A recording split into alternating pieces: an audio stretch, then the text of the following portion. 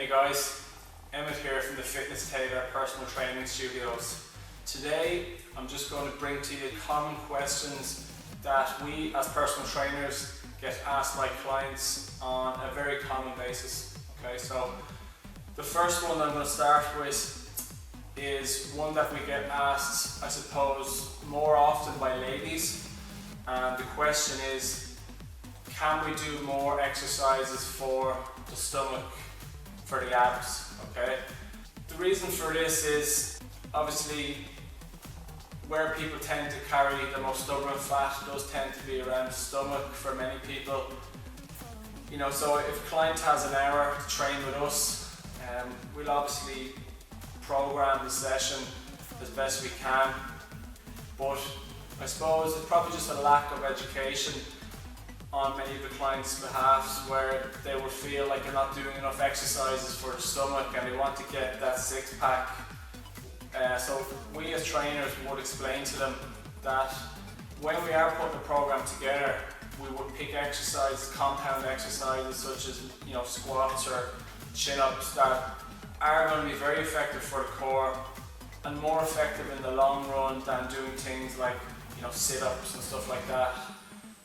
You know, on the subject of getting rid of stomach fat by means of doing, you know, relentless core exercises, it's definitely not the best option. Obviously, nutrition plays a major part, but you know, the whole issue of spot reduction when it comes to getting rid of body fat, that's something we try and educate our clients on.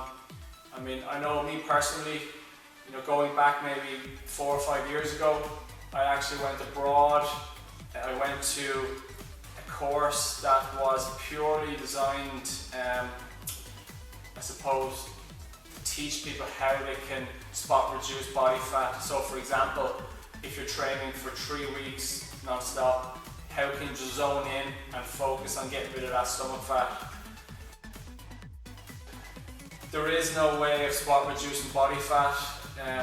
Don't believe anything people say to you. Basically, you undertake a fitness regime, and where the fat comes off your body, the body will decide that itself. So for example, if you do a lot of core exercises and you're building up sweat, I mean, you could lose fat off your face rather than the core. Okay, so that's something to take into consideration. You know, obviously when we program for a client, we always have their best interest at heart. And to do 30 minutes of crunches to finish off a session is obviously not going to be, you know, the best way for a client to train. The last question I want to address is, can I eat carbohydrates after 8 p.m? The answer is yes. So this whole myth that once the clock strikes 8 o'clock, you can't eat carbohydrates is such bullshit. It's unbelievable. I mean, let's take for example a group that comes to us at the Fitness Tailor and they train from 8 p.m. to 9 p.m. So they go home and they can't eat carbohydrates after the training session. It's just an absolute crock of shit. Of course they can. Nutrient timing, it's probably not as important as a lot of people make it out to be.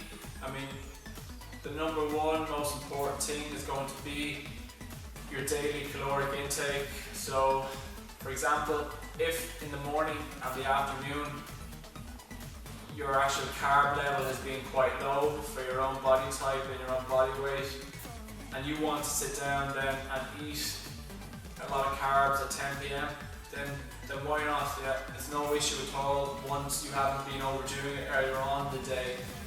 So, I mean, I know for me personally, it's probably just a mental thing, but I like to maybe eat during the morning and the afternoon. I like to eat a lot of proteins and healthy fats, but I do like to kind of, I suppose, save my carbohydrates for the evening. So even if I'm finishing work, I finish up, I leave the gym at maybe 10 p.m, I'll often go home and cook dinner, sit down to dinner at 10:45, and you know, I'll have a good serving of carbohydrates on my plate. I mean, obviously I'm quite active, and you know, some of our clients may not be as active, and if we have clients that are training maybe once or a push twice a week, on the rest days they're sitting in front of the TV and eating 300 grams of carbohydrates at 11 p.m. In the long term, it may not be a great idea, but again, the first question I would ask them is, what did you have for the first part of the day? So, nutrient timing, probably not as important as people make it out to be. So just look at it as, you know, a 24-hour gap and see what you have consumed during that day.